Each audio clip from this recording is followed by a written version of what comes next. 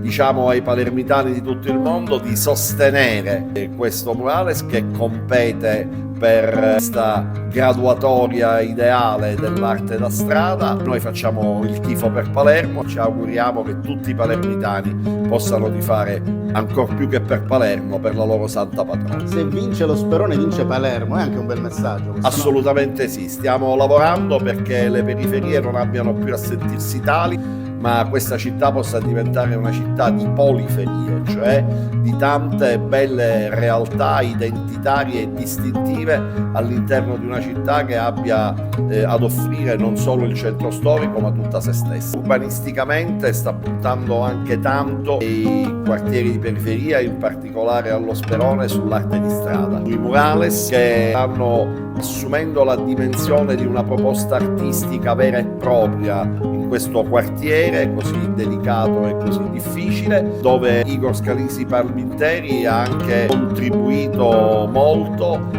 e da ultimo con il murales proprio di Santa Rosalia. Ora una cosa difficile: viva Palermo e Santa Rosalia!